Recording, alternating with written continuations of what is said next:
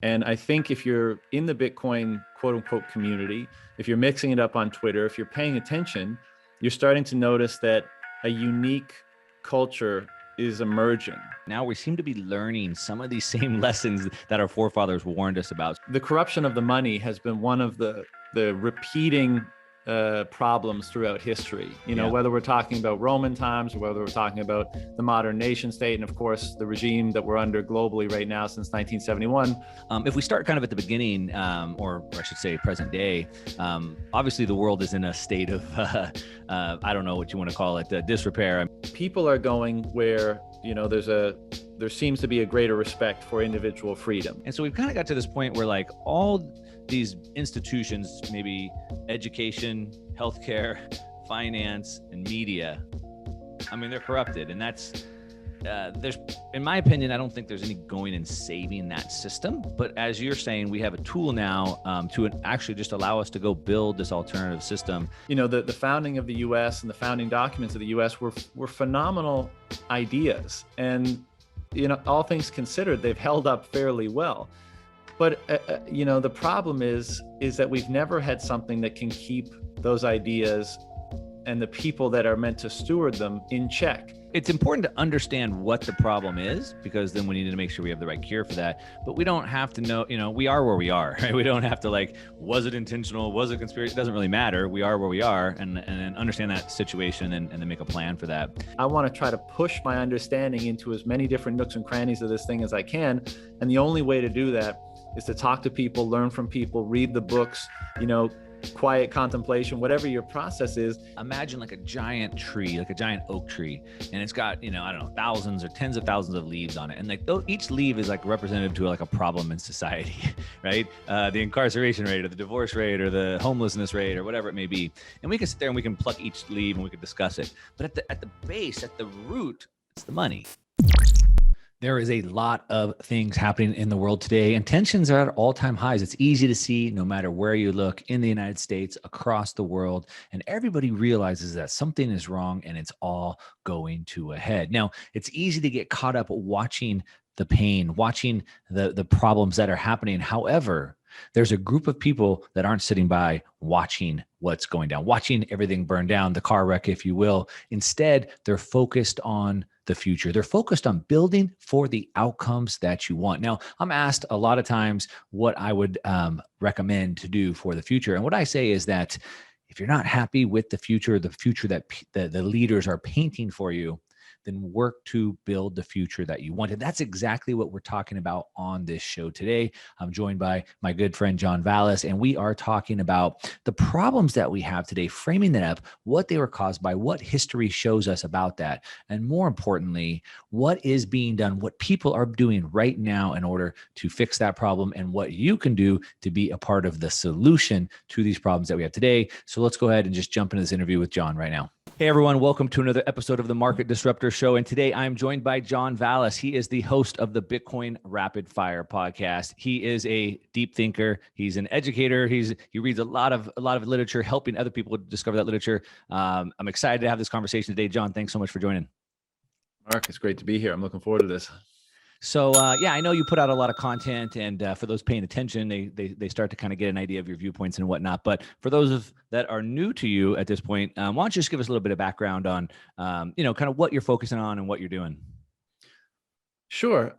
Very briefly, I started my career in wealth management. I lived in China for a decade, in Shanghai and Beijing, and really did not enjoy the incentives there. Was very how the legacy system had degraded and decayed and kind of broken was very apparent to me. And I had always been, kind of unsettled by the state of the world. It looked to be going in the wrong direction to me, and being in the belly of the beast, as it were, just kind of proved that out to me even more. Hey guys, let me just interrupt this interview real quick just to plug the show sponsor, and that is BlockFi. Now, BlockFi is doing amazing things in the Bitcoin finance space. As a matter of fact, they've cracked some really big news by bringing on the ex-CFTC chair, Chris Giancarlo, and they are one of the most transparent, most heavily regulated companies inside the United States, which gives me a lot of trust into what their services are. Now, I've recently did a video talking about how to retire off of Bitcoin, and you can do that by leveraging debt and interest against Bitcoin. And BlockFi is the number one company in the United States, or maybe in the world, to go to and use. They are leading the charge. They're paying interest on your Bitcoin if you park it with them, or you can borrow against it. Now, as I broke down in that video, you can borrow against your Bitcoin. And when you take debt against it, it's not taxable. It's not a taxable event. You can use that debt for anything that you want, including to live off of, to leverage up and buy more, or roll it into another asset. You can do something like I've done recently, like sell some real estate, put that money into Bitcoin. Now, as that Bitcoin price has risen, I'm able to borrow against it and go back and buy the same real estate or something similar. And I still own the Bitcoin, and I also own the new asset as well. Lots of ways you can do this. And BlockFi is the company that I recommend. Down in the description, I have a link that you can click on. If you choose to use that link, you can earn up to $250 in Bitcoin just for using that link. So check out BlockFi now. And so, I wandered for a while, tried to learn, tried to figure out, what could resolve the world's issues. And then, around 13, 14, I came across Bitcoin, started going down the rabbit hole, touched it a few times before it really clicked. And then, like many of us, it's been a never ending journey ever since. And conviction and interest just continues to increase as I learn more about both Bitcoin and all the different things that it touches and the implications that it's going to have on society. And so, my focus these days is not so much building the case for Bitcoin and discussing, where it sits in the economic and financial paradigm of the world and investing. All of that is really interesting. And I think, there's a lot of great commentators, including yourself, that really delve into those topics. And I really appreciate your insights. As we were discussing before we fired this up, my main interest is looking at what are going to be the implications of having this form of money emerge on the world. What are the characteristics of the parallel system that is emerging, as that is the Bitcoin culture, let's say, and how it's changing people. That's my big thing, is nothing matters unless it changes behavior, right? That's why things are interesting. That's why things are important. That's why tools are relevant and useful, because they allow a certain form of novel behavior, or they improve upon a behavior that was, that existed before. And so for me, the interesting question is what does this thing mean for changes in human behavior and interaction? And I think if you're in the Bitcoin quote unquote community, if you're mixing it up on Twitter, if you're paying attention, you're starting to notice that a unique culture is emerging with certain principles and certain values and certain forms of communication and certain ideas and certain methods of interacting. And that's what I really like delving into. And it's been a real honor and a privilege to be able to do so. Yeah. Yeah, it is. It is awesome. And I want to dig into that. We'll position that towards the end. I want to start by kind of setting the stage a little bit, kind of for where we're at right now. And then really, I want to kind of dive into, more actionable stuff. Like we can set up the stage with some of the problems that we see and maybe some underlying reasons. And then we'll dig into maybe some actionable stuff. And we'll talk about this parallel system that's being built as you said, this whole culture of people is kind of congregating and doing real things that I think brings a lot of hope if people were to learn about that. But if we start kind of at the beginning, or I should say present day, obviously the world is in a state of, I don't know what you want to call it, disrepair. I mean, everybody knows there's something going wrong, and it seems like tensions are boiling high all across the world. I know we're in different countries, but we're all still seeing the same things. Kind of give us I guess you studied a lot of like history, right? So a lot of these books, and they've kind of foretold a lot of it, but now we seem to be learning some of these same lessons that our forefathers warned us about. So what do you think is happening right now in the world that maybe could have been avoided, or we were warned about, that we're all staring at right now? Well, that's a $64 million question, isn't it? But I think it down. Yeah. Yeah. I mean, they say history doesn't repeat, but it rhymes. And that, I think, is one of the reasons why we continue to make the same mistakes, because the circumstances of history are always different, the players, the times, all that kind of stuff.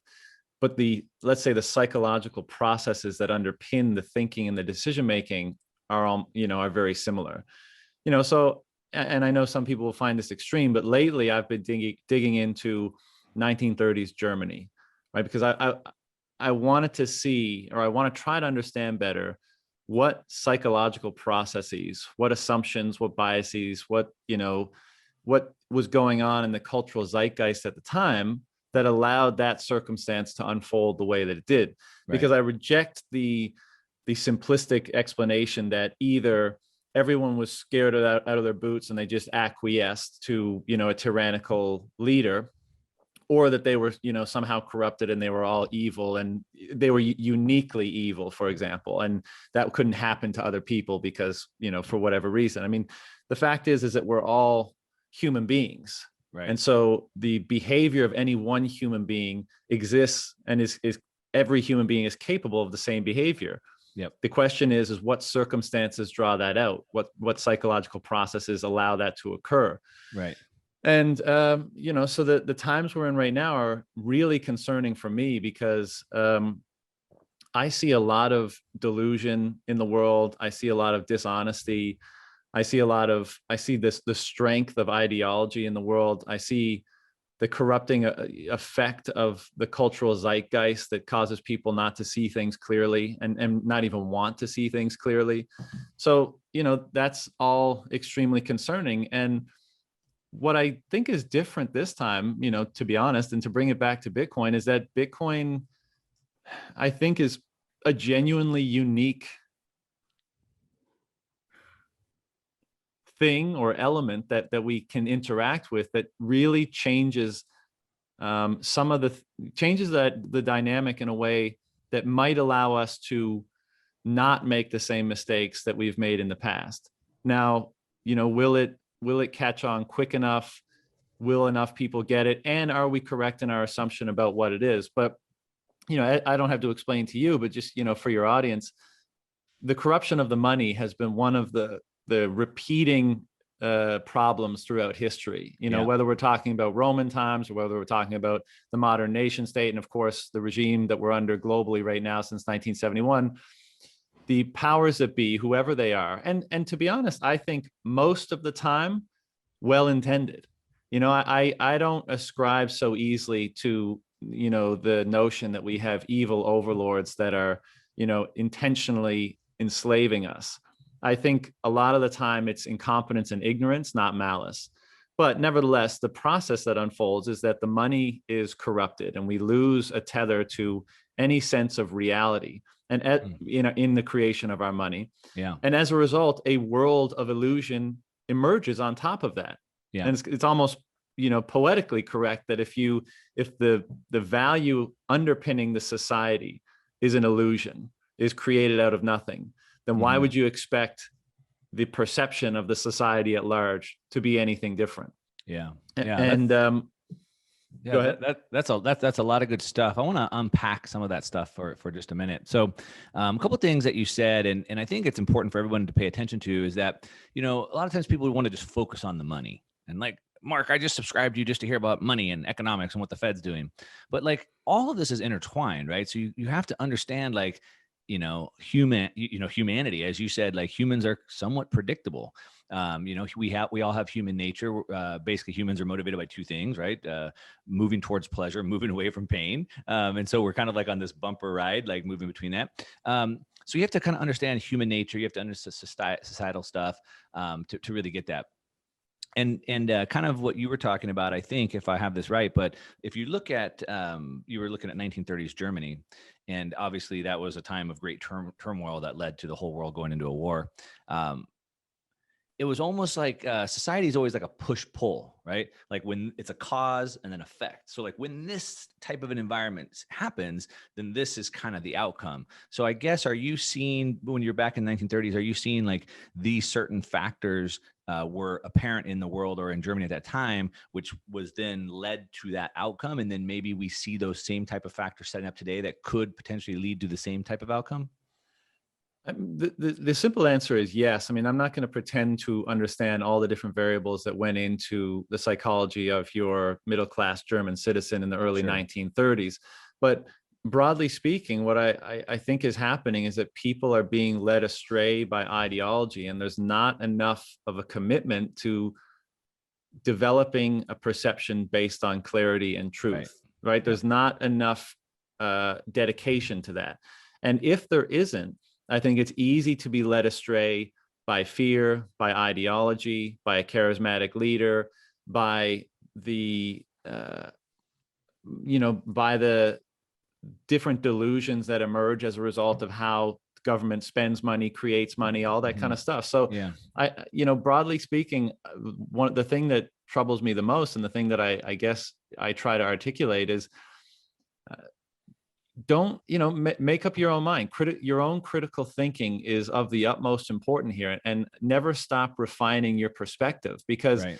that's how we give away our freedom far before we're locked into a cage or a country or what have you. Is we delegate our perception to somebody else. We allow somebody else to construct it for us, and there's many reasons for that. And there's reasons of incentive and in fear and those kind of things. But I think if we need to get back to a place where we trust ourselves more than anybody. And if you're going to trust yourself, you have to put in the work. You have to educate yourself. And, again, in today's society, most people rely on outside sources for their education. I mean, most people take the nightly news and they read maybe the newspaper and a couple people that they follow online, and they feel like they've got a grasp on what's going on in the world. Yeah. And I also think we're so deep into the, let's say, late stage fiat big government dynamic, that it seems so natural and normal to people. And again, you could probably easily make a parallel to 1930s Germany, that the status quo is very intoxicating. It can feel normal, like you emerge in a world and you think, well, it's always kind of been this way, so this is the way that it should be. And normalcy bias. Exactly. These are the defenders of the status quo. This is basically the crux of their argument. Whereas I think we would come from the perspective of looking at things from first principles and saying, is this the way things should be? What is wrong here? And what is wrong based on perhaps moral principles? What is wrong based on, previous outcomes in the past that we can glean insights from and apply them to what's happening currently? And there just seems to be not enough of that going on. And I think that's partially why we're going down the wrong road in many cases. Yeah. It's interesting, we're talking about kind of this education, and people are deferring their education or relying on so-called experts today rather than trying to figure things out for themselves. And it's interesting, right? It starts with consuming information and then thinking through that. And then your thinking changes your actions. You had talked earlier about, right, we have to change actions.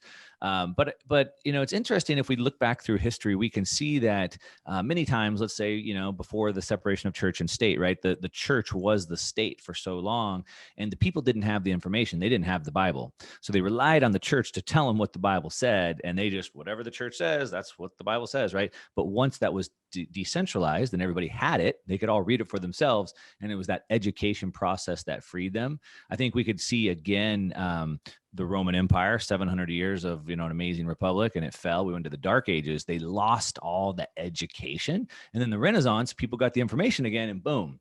And we might almost see the same thing happening today, to your point, where all these people don't want to educate themselves. But maybe that tide is changing. Maybe, as you said, there's a whole group of people that are starting to pull out those old books, dust them off. Maybe there's another Renaissance coming from that education gap. What do you think? Undeniably, that the internet and, again, this show, my show, all the amazing content coming out is at least creating a free market in information. Yeah. The incumbents still have a lot of influence. There's, a lot of ingrained behavior and network effects of that kind of stuff. But I think that is changing.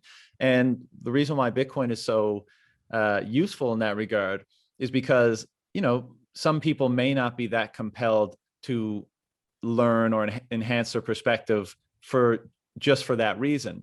But when there's greed involved, when there's money involved, people are there's a far stronger pull. And so what I find interesting about what's happening in Bitcoin is a lot of people may come for the gains, right? Come for your portfolio diversification, come for your inflation resistance, whatever.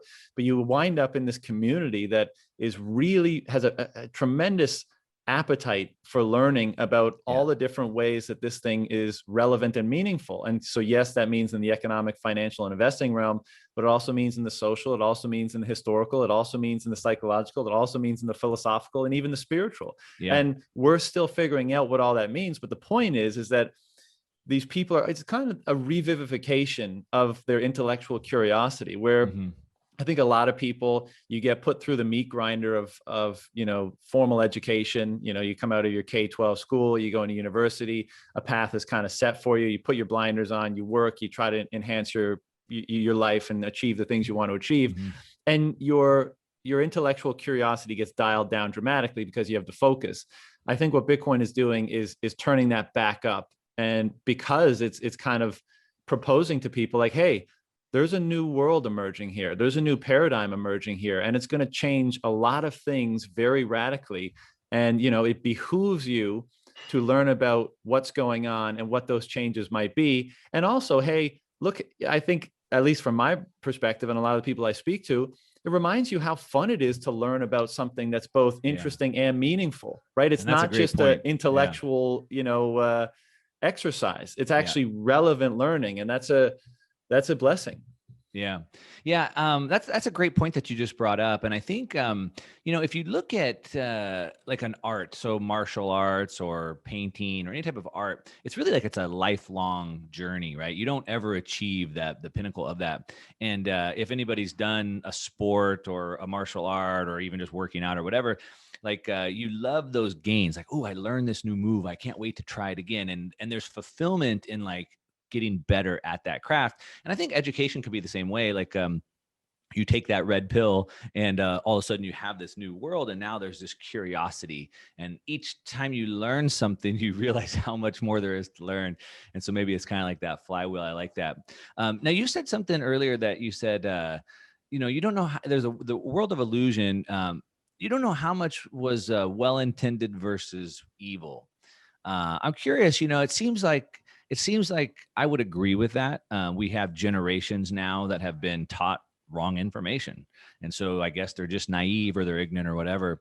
However, if we go back, we could almost see that there was like a intentional takeover of the education system to change it. So maybe it was like intended, 50 years ago, 60 years ago, and now today it's just what people thinking they're doing well intentions.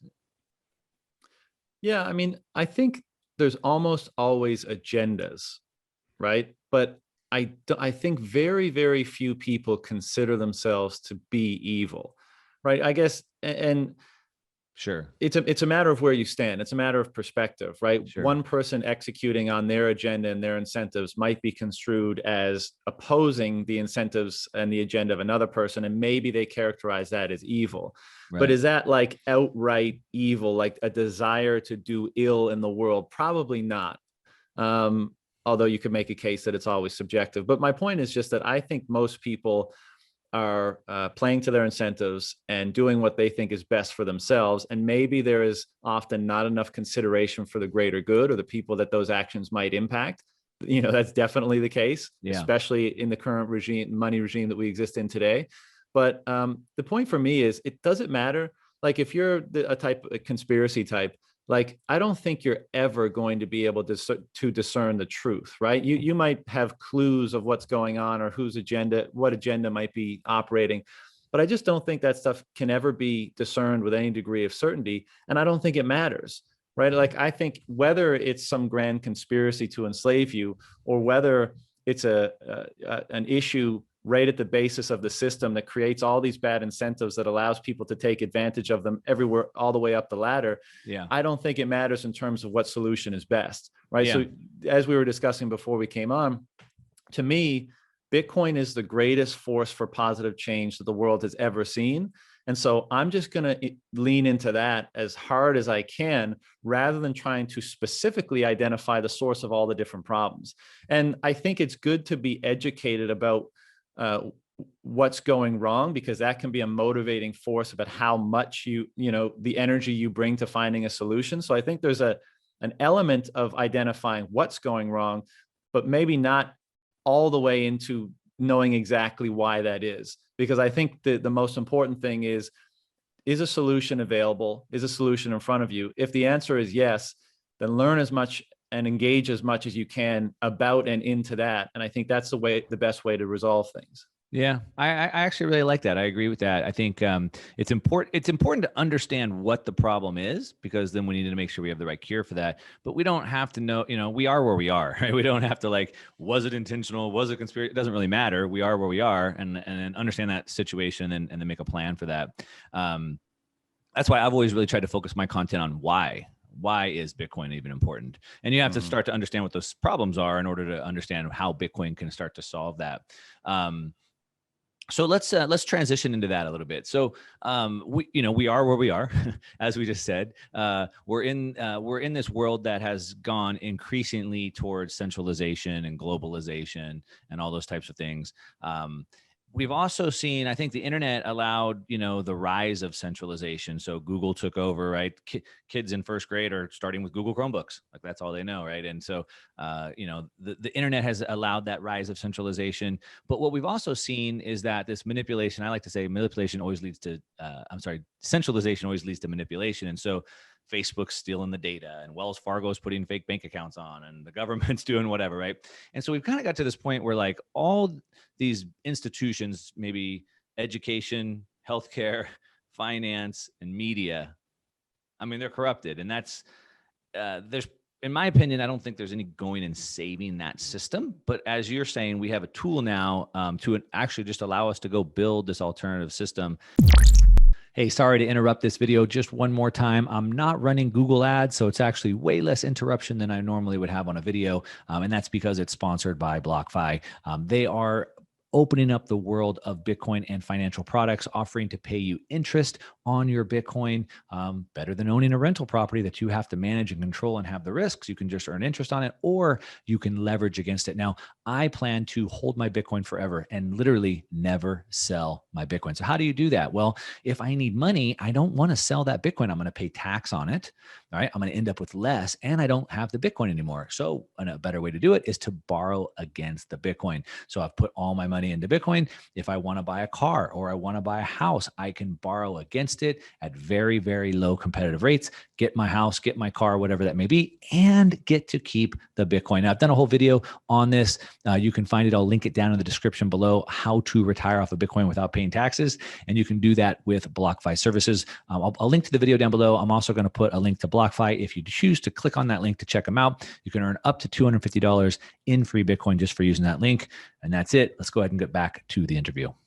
And it's kind of like the book Atlas Shrugged, or if you watch the movie Atlas Shrugged. But all the productive people in society just were leaving to go create this new society. And I think there's some parallels to that we're seeing today.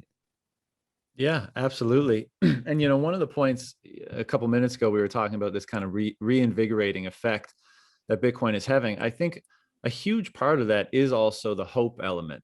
Like I was saying, when I was younger, in my early 20s, I looked out at the world. I did my best to understand how it all worked, and I came away with a fairly despondent attitude, because I was like, of course there's beauty in the world, and Yeah. you can have a good time and all that kind of stuff. But large scale, things seem to be going, very much in the wrong direction. I didn't see how that could be turned around. And so that's all the more reason why you put those blinders on. You just try to create, the best life you can for yourself and kind of ignore everything else.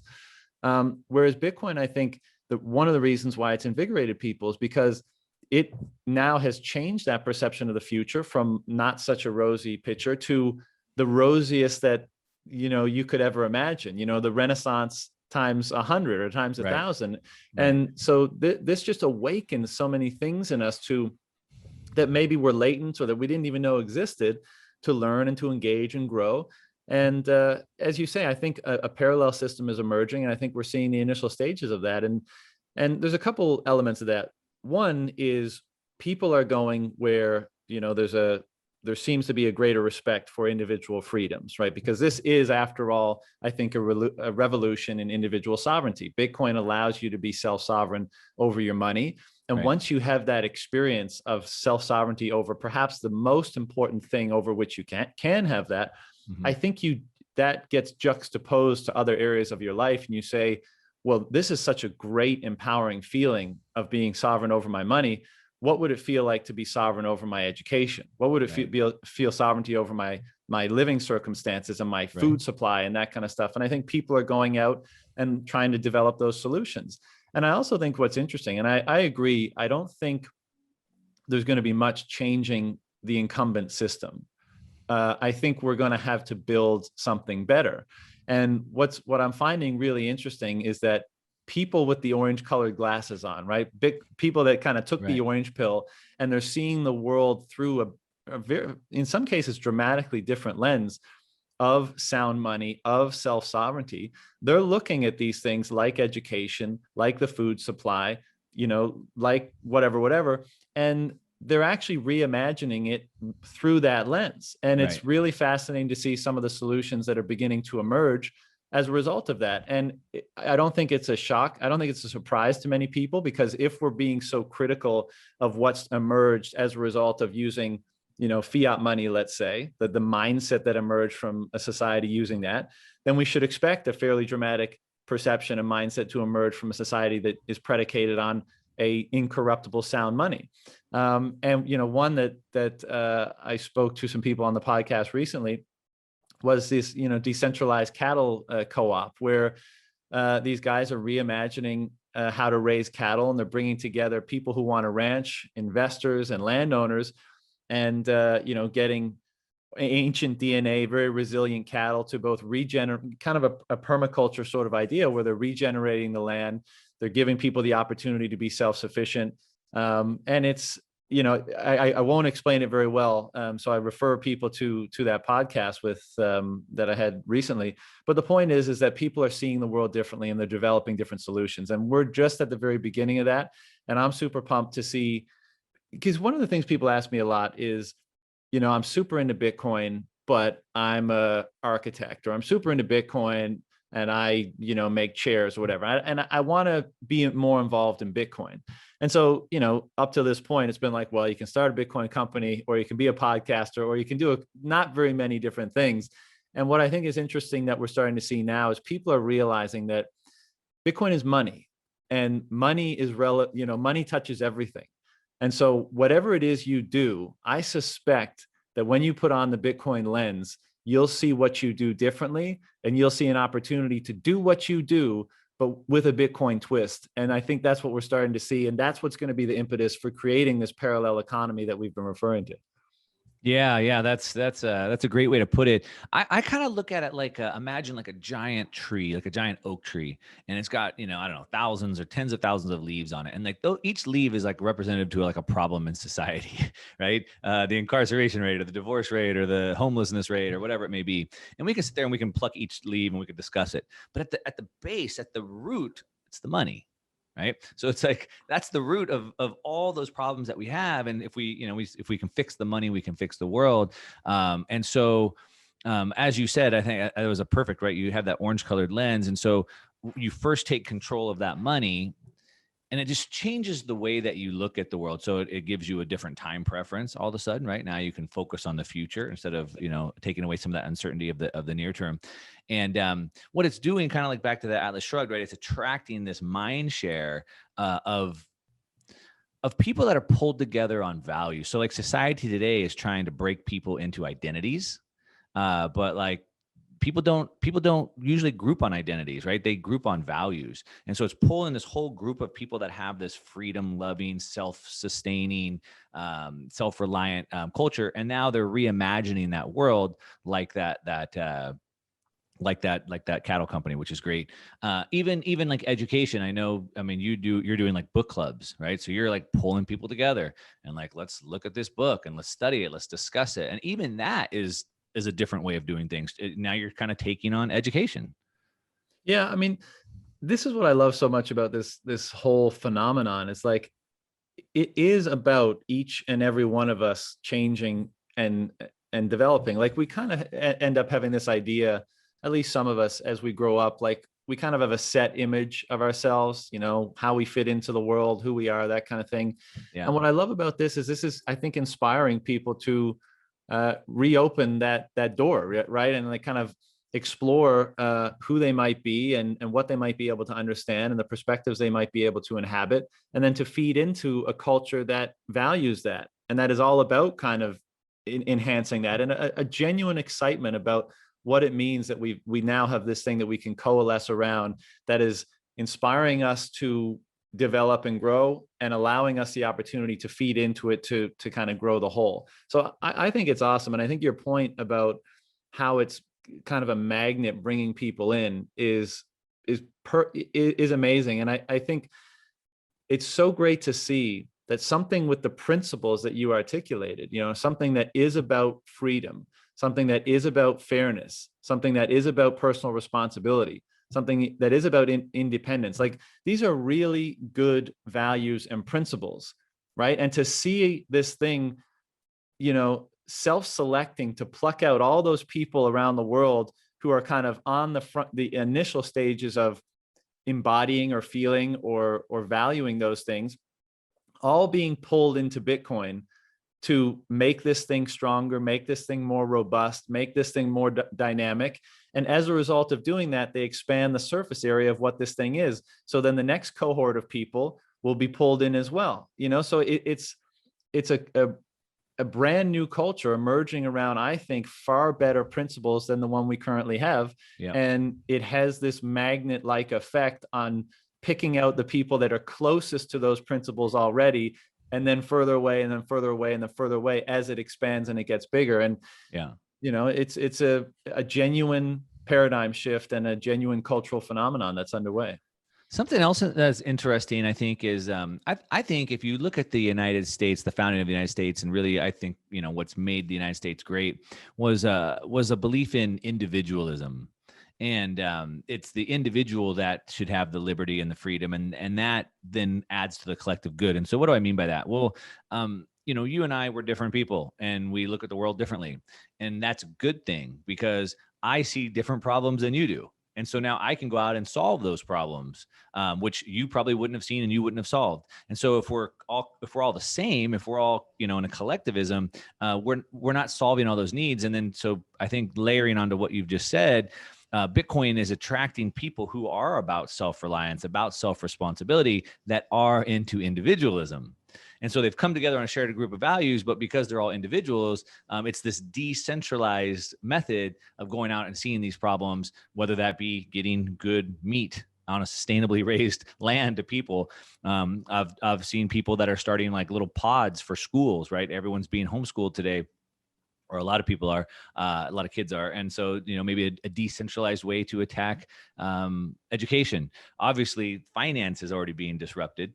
So we're seeing that. And so really all these institutions are being broken down. What about government, or maybe governance? What are your thoughts on that? Yeah, well, you touch upon something that I think is one of the conceits of both our times and times in the past when things have gone astray. And because people might hear the word individualism and they might disagree, but the fact is there is nothing but individuals acting, right? Mhm. To assume that there's collective action is a fallacy. It's a delusion. It's a bunch of individuals. They may be acting together, but it's still individuals acting. And I think that's in our current times, people, for ideological reasons or otherwise, assume that that's not the case. They assume that there's like some sort of group identity or action rather than individuals. Right. And as you say, like, individuals acting and taking responsibility for their actions, and then engaging with other individuals to achieve whatever ends they may have in mind. That's the point, and that's the strength of individuals interacting on a voluntary basis in a free market. That's how you get the best outcomes. Yeah. But to misconstrue that relationship and assume that there are certain groups that are kind of destined for ideological reasons to act in a certain way, and that those ideologies should or could be imposed on others to get them to conform to act in a similar way, that is what ultimately leads into tyrannical relationships, right? Of imposing what you think is best on somebody else. And that's the problem. And I agree that, the founding of the US and the founding documents of the US were phenomenal ideas. And, all things considered, they've held up fairly well.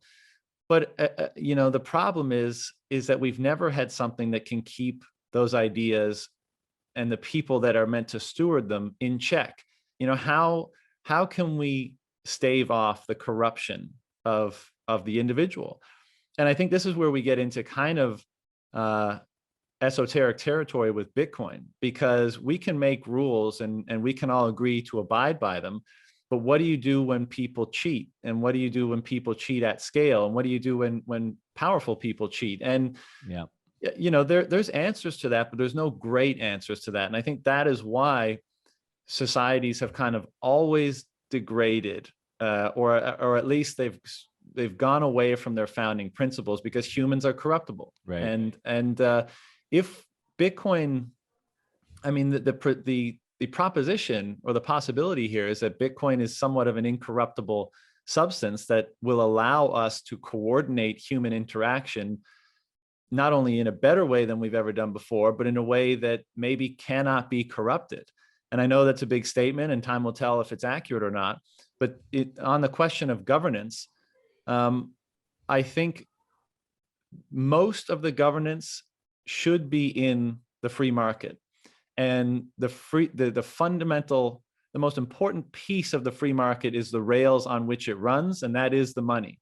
So if the money can be incorruptible, and if it's fair and the rules are the same for everybody, then I think you get a market that is far, far less susceptible to corruption. And as a result of that, the voluntary interactions of the market participants will be self-governing, let's say. That being said, will human beings still want to come together for collective action that can't be facilitated by the market? Probably, but I'm not willing to, I'm not able to identify right now what that will look like when we have a global free market. Because in principle, I think that if you want something, and if enough people want it, then there's an opportunity there, and the market will provide it. And absent an ability to corrupt that relationship, you should probably get it in the form that you're demanding it. So I don't think government or governance will go away entirely, but I think most of the governance will be a natural manifestation of a market based on incorruptible money. Yeah.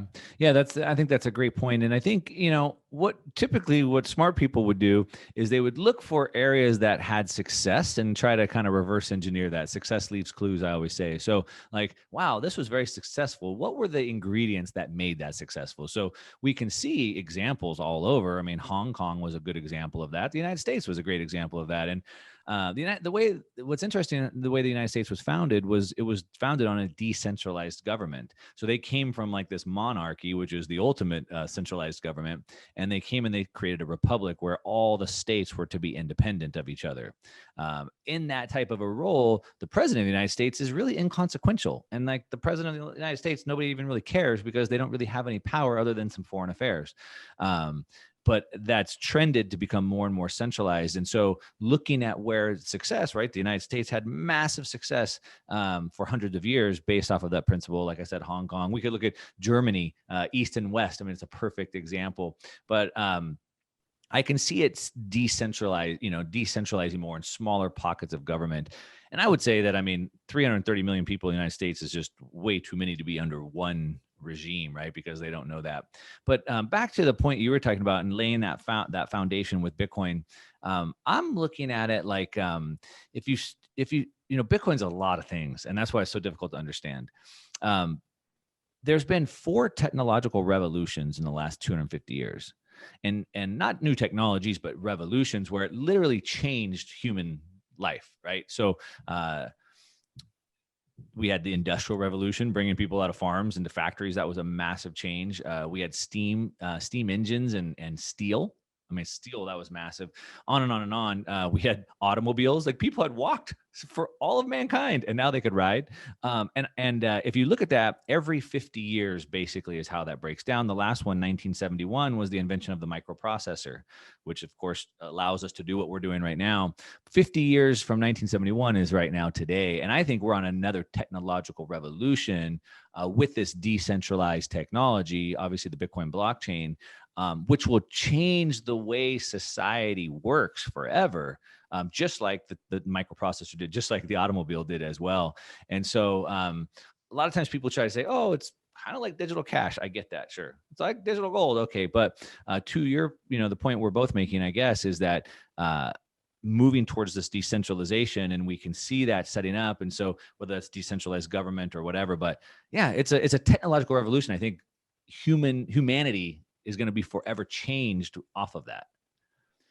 I couldn't agree more. And I think it's really difficult to even, even catch a glimpse of what that means and what the implications are. I mean, we're kind of in the eye of the storm of an exponential technology that's going to foster a complete paradigm shift. So we have this like tingling in our spine, like this is big, but it's so hard to see beyond the event horizon that you're just left with, kind of contending with what it is now, and those kind of fleeting, images that emerge in your mind about what it might be in the future. And then, we don't want to be led astray by our own ambitions or hopes or dreams. So we try to stay grounded into what is right now. And we try to poke holes in this thing, and we try to ground it in an objective understanding. But I think what we're dealing with here is even stranger than we can suppose. And as you say, gold 2.0 is a nice narrative, sounder money for the world is a nice narrative, all 1% of what's actually happening. And I think a genuine transformation of people, of human beings, will be the result of this thing being distributed and widely used. Over what period of time, I'm not sure. I think, probably even after the world is on a Bitcoin standard, but I keep coming back to what I'm seeing in the people that are beginning to understand and are beginning to engage and use Bitcoin, primarily from, interactions in Twitter and on podcasts and stuff like that.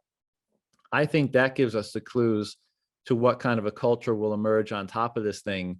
And I'm amazed at the kind of impact and the speed at which that impact changes people. So I've spoken to people that have been in Bitcoin since 2011, and I've spoken to people that got in mid 2020.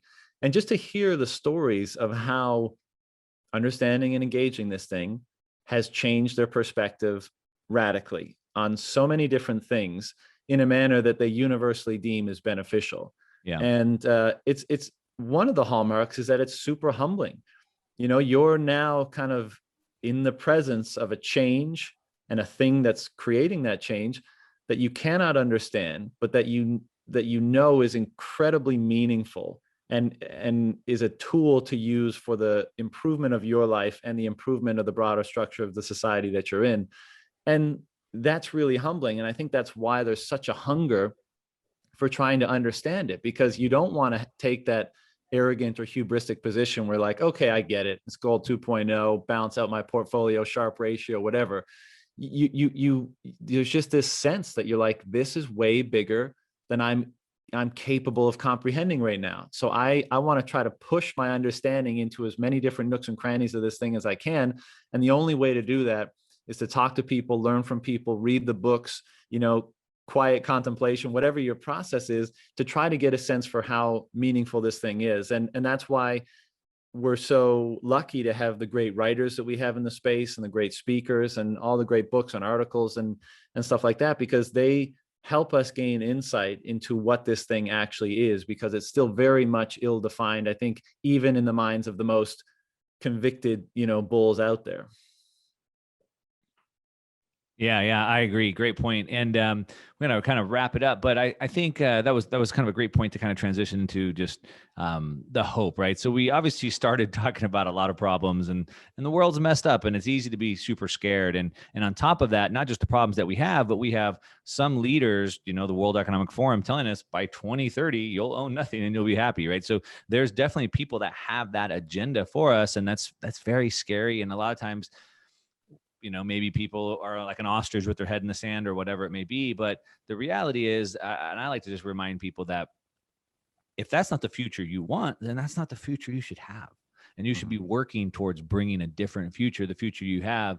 And now people have a tool, right? So it's like, it's easy to be frustrated when you don't see an option. And I'm in America, I'm a strong Second Amendment supporter, and I have a lot of guns, but I don't ever want to use those. That's the last thing I ever want to do. But now we actually have a real tool. And so I think it's encouraging seeing people coming and even just encouraging knowing that there's something actionable that people can do.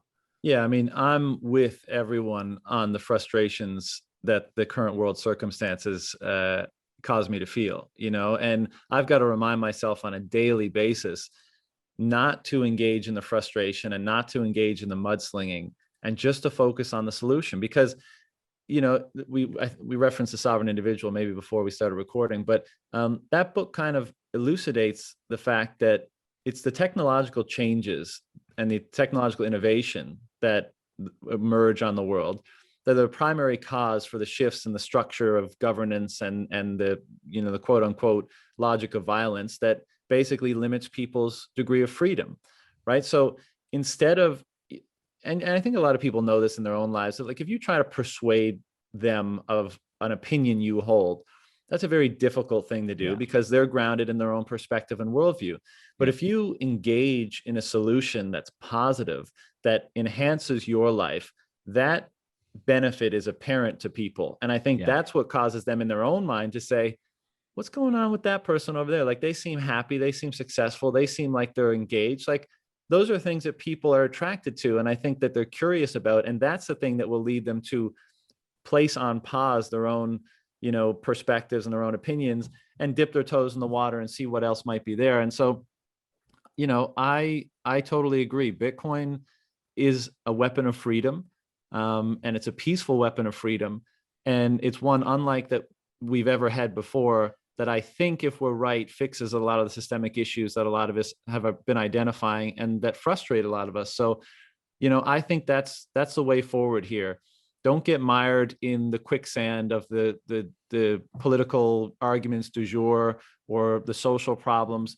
Engage in what the emerging solution is. Engage that community or the people in that community that are thinking in a similar way, whose mind is on a hopeful future, a positive future, a better future.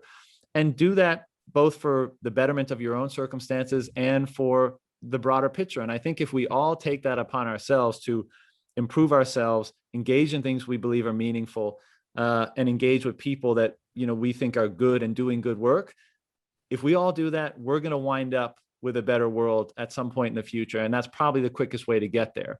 So, that's what I've been doing. And it seems like that's what you've been doing, and a lot of other people in the Bitcoin space. And that's what's so exciting about what's happening. Great.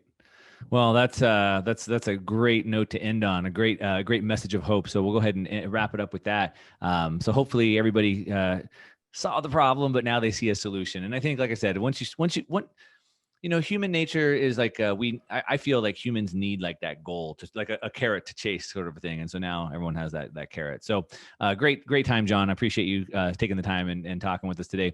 I'm going to make sure that we're going to link your podcast in the show notes down below, because it's great and everyone should be paying attention to that and subscribing. Anything else that you want to plug? Anything else coming up or that you're working on? No, man, I just appreciate you having me on, appreciate the chat, and I look forward to doing it again sometime. Cool, John. Thanks so much. Appreciate it. All right, brother. Take care. All right.